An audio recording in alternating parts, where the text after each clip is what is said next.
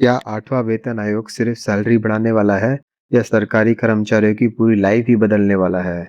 आज मैं आपको बताने वाला हूँ उस असली डॉक्यूमेंट के बारे में जिसमें जेसीएम ने सरकार के सामने कर्मचारियों की सबसे बड़ी मांग रखी है। और यकीन मानिए दोस्तों, अगर ये लागू हो गया तो सरकारी नौकरी करने वालों की पूरी तस्वीर ही बदल जाएगी।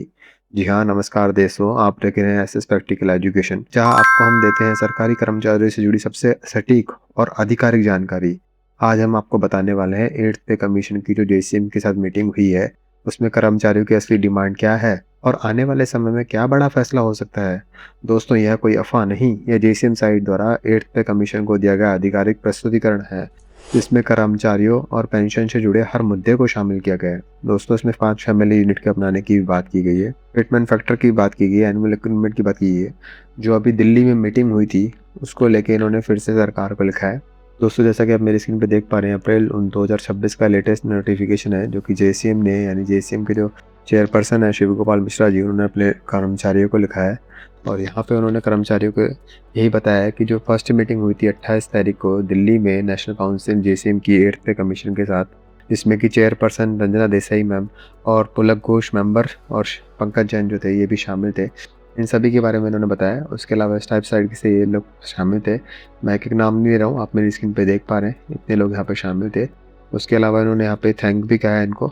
यहाँ पे मैं आपको मेन मुद्दे इनके बता देता हूँ दोस्तों। उन मुद्दों पे जाने से पहले मैं आपको इनका एक बयान भी सुना देता हूँ, ताकि आप समझ पाएँ कि क्या अभी कर्मचारियों के मन में चल रहा है और सरकार की तरफ से क्या इंडिकेशन दिए जा रहे हैं इन सभी बातों को लेके। साथियों, बहुत दिनों के बाद रेलवे बोर्ड ने हमारे कैडर पुनर्संरचना कैडर रिस्ट्रिक्शन कमेटी की मीटिंग कोर कमेटी की मीटिंग को बुलाया था और काफ़ी प्रयासों के बाद उन्होंने करीब 15 कैडर्स को जो है वो कुछ राहत पहुंचाने का सूचना देने का काम किया है, जिनमें कि सीसीटीसी कैडर भी है, जिसमें कि फार्मासिस्ट, नर्सेज, कुक्स, हमारे कंजर्वेंसी स्टाफ है। इसमें इंजीनियरिंग डिपार्टमेंट सारे टेक्निकल कैडर्स जो है उनके टेक्नीशियंस हैं, उनमें सिंगल विभाग के भी टेक्नीशियंस अलग से शामिल हैं। अकाउंट्स में स्टाफ की कैटेगरी है, टेलीफोन ऑपरेटर और साइपर ऑपरेटर का कैटेगरी है। इसमें जो है वो ट्रैक मेंटेनर, ट्रालीमैन, गेटमैन, चौकीदार भी शामिल हैं।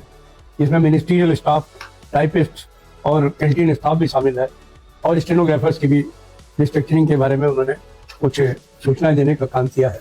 ये भी ऑब्जर्वेशन के साथ यहाँ पे जिक्र किया गया है, अलाउंसेज एंड अदर बेनिफिट। जी हाँ, सारे के सारे बेनिफिट का यहाँ पे उन्होंने सरकार के सामने, जो सरकार की कमेटी के मेंबर थे, उन सब के सामने भी जिक्र किया है। तो सबसे पहला जो जिक्र है वो मिनिमम वेज के बारे में जिक्र किया है इन्होंने। दोस्तों, वीडियो को लास्ट तक जरूर देखिएगा, तभी आपको पूरे कंसेप्ट समझ में आएंगे कि क्या क्या कर्मचारियों को फ़ायदे हो सकते हैं। तो वीडियो लास्ट तक जरूर देखिएगा दोस्तों। यहाँ पे जो मिनिमम वेज है दोस्तों, उसको 5 फैमिली यूनिट करने की बात की गई है, विद द आईसीएमआर रिकमेंडेड 3490 पर कैलोरीज पर डे, यानी कि 3490 कैलोरी पर डे क्या होती है, उसके हिसाब से 5 फैमिली यूनिट को दी जानी चाहिए। उसके हिसाब से सारे कैलकुलेशन करते हुए जो बेसिक पे बन के आ रही है लेवल 1 पे, वो लगभग 69,000 बन के आ रही है। जी हाँ, 69,000 जो बेसिक पे बन के आ रही है लेवल 1 पे। जैसा कि उन्होंने कहा कि इसका डिटेल नोटिफिकेशन मैं आपको लास्ट वीडियो में बता चुका हूँ। वो भी वीडियो आप चाहे तो आई बटन पे जाके देख सकते हैं दोस्तों, यहाँ पे आई बटन पे बना होगा, यहाँ पे जाके भी वो वीडियो देख सकते हैं, जहाँ पे उन्होंने क्लियर कट कहा है कि इसके रीज़न जो 69,000 यानी 69,000 बेसिक पे करने की बात हुई है, उसके कुछ रीजंस हैं जो कि उन्होंने अटैच किए हैं। अब दूसरा उन्होंने बात की है फिटमेंट फैक्टर को। फिटमेंट फैक्टर भी यहाँ पे उन्होंने 3.83 की बात की है। जी हाँ दोस्तों, 18,000 से सीधा सैलरी बढ़ाकर 69,000 करने की बात की गई है। आपको क्या लगता है, आपके क्या विचार है दोस्तों, ये 3.83 फिटमेंट फैक्टर लागू होगा या नहीं होगा? आप अपने विचार मुझे कमेंट करके जरूर बताइएगा, ताकि हम भी आपके विचारों को आगे शेयर कर सकें। उसके अलावा दोस्तों, एक मर्जर ऑफ पे स्केल की बात की गई है। जी हाँ, to reduce the number of pay scales and keeping in mind to the education qualification skill requirement and experience exposure, यानी कि डिफरेंट पे स्केल के मर्जर की बात की गई है। लेवल 1, 2 और 3 को एक ही लेवल में रखा जाए, 4, 5 को एक किया जाए, ऐसे ही 6, 7, 8 को एक लेवल पे रखा जाए, और 9 और 10 जो है दोस्तों उसको एक लेवल में मर्ज किया जाए। ऐसे करके इन्होंने 4 लेवल बनाने की बात की है। ठीक है, 4 लेवल ऐसे बनाने की बात की है। 9 और 10 को एक में, 6, 7, 8 को एक में रखा जाए। रेट ऑफ इंक्रीमेंट जो है दोस्तों वो 6% होनी चाहिए। जैसा कि आप जानते हैं वर्तमान में भी 3% रेट ऑफ इंक्रीमेंट है, बट यहाँ पे जेसीएम के द्वारा सरकार से क्लियर शब्दों में कहा गया है कि 6% इंक्रीमेंट होना चाहिए। जी हाँ, 6% एनुअल इंक्रीमेंट की बात की गई है, अदर देन डीए का जो इंक्रीज होता है उसके अलावा।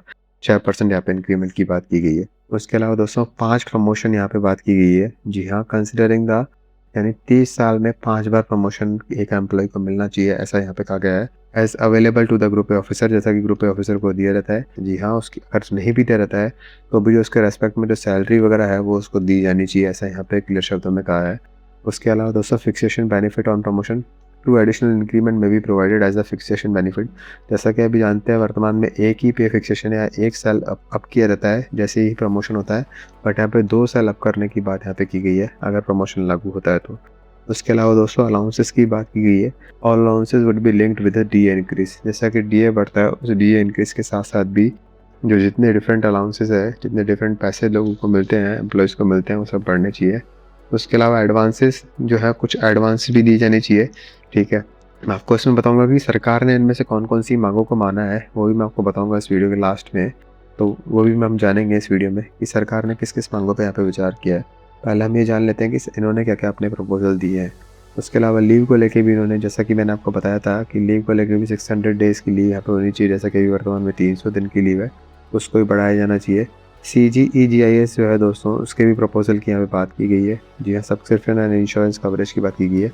अगर किसी की एक्सीडेंटल डेथ हो जाती है तो 2 करोड़ के बीमा देने की यहाँ पे बात की गई है।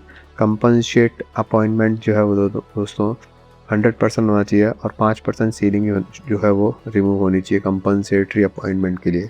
उसके अलावा दोस्तों यहाँ पे बोनस की भी बात की गई है। Withdrawal of NPS and UPS काफ़ी बड़ा मुद्दा है, जो कि हमारे वर्तमान में कर्मचारी हैं जिनकी ज्वाइनिंग 2004 के बाद हुई है। जैसा कि आप जानते हैं वो भी वर्तमान में या तो एनपीएस पर है या यूपीएस पे वर्क कर रहे हैं। तो सरकार को यहाँ पे उन्होंने क्लियर शब्दों में कहा है कि एनपीएस और यूपीएस को हटाना चाहिए।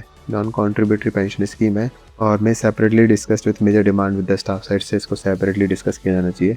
और पेंशनर्स की जो डिमांड है दोस्तों, उस पर भी यहाँ पे काफ़ी जोर दिया गया है। Existing pensioners is they have serve for the national 30 to 40 year, जैसा कि वो 30 से 40 साल देश को सर्व करते हैं, यानी देश की सेवा करते हैं। यानी 8 पे कमीशन पे 1 रैंक 1 पेंशन की जो है उसको भी रिवाइज किया जाना चाहिए और रेट ऑफ पेंशन जो है उसको भी बढ़ाया जाना चाहिए। स्टाफ साइड की तरह भी यहाँ पे रिकमेंडेड किया गया है दोस्तों। अब यहाँ पे स्टाफ साइड ने जो है वो शॉर्ट में सारी चीज़ यहाँ पे सरकार को बताई है, बट इसके साथ अपना मेमोरेंडम जो उन्होंने, मैंने लास्ट वीडियो में आपको बताया था, वो भी यहाँ पे उन्होंने विथ प्रूफ के साथ यहाँ पे सब चीज़ अटैच की है। तो उसके अलावा जो यहाँ पे डिस्कस किया गया है, अब देखिए यहाँ पे चेयरपर्सन के द्वारा क्या क्या एश्योर किया गया है कि इनमें से कौन कौन सी डिमांड को माना जाएगा, उसके बारे में भी यहाँ पे बताया गया है। There will be much more meeting with the staff side and the time slot will be given to the federation association. यहाँ पे उन्होंने कहा कि हम आपके साथ अभी और मीटिंग करेंगे। एक मीटिंग में हम इन बातों को जल्दी से स्वीकार नहीं कर सकते, बट हाँ डेफिनेटली और मीटिंग आपके साथ करेंगे ताकि आपकी इन चीज़ों को और अच्छे बेहतर तरीके से समझा जा सके। The commission will visit some of its units on the spot duty and on the spot study, यानी कि किसी भी समय कमीशन जो है वो किसी भी लोकेशन को विजिट कर सकता है ताकि वो उनकी जो प्रॉब्लम्स है एम्प्लॉयज़ की उनको समझा जा सके। The point raised by the staff side during the presentation are taken note of and the 8th CPC will dispassionately consider all those demand. और इन सभी डिमांड को है जो दोस्तों स्टाफ साइड की तरफ से कंसिडर किया जाएगा। With regards to the extension of time limit for submission of memorandum, a decision will be taken soon. एक बहुत जल्दी इस पे जो है डिसीजन भी लिया जाएगा। काफ़ी पॉजिटिव न्यूज़ यहाँ पे 8th CPC की रिकमेंडेशन उनके द्वारा दी गई है कि जल्द ही इस पर डिसीजन लिया जाएगा। टेक्निकल प्रॉब्लम जो आ रही है सबमिटिंग मेमोरेंडम को, उनको भी रिजॉल्व किया जाएगा। और इसके बाद इन्होंने यहाँ पे कहा we will keep you update on further updates, जैसा कि यहाँ पे लिखा गया कि हम आपको फर्दर अपडेट के लिए रेगुलर बताते रहेंगे।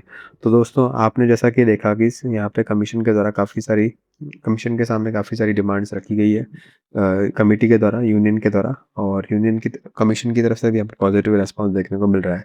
आपके क्या विचार है दोस्तों इनको लेके? आप अपने विचार भी कमेंट करके मुझे बताइएगा। चैनल पर नए हैं तो चैनल को सब्सक्राइब करना भी नहीं भूलिएगा। और थैंक यू सो मच दोस्तों for watching the video and have a good day.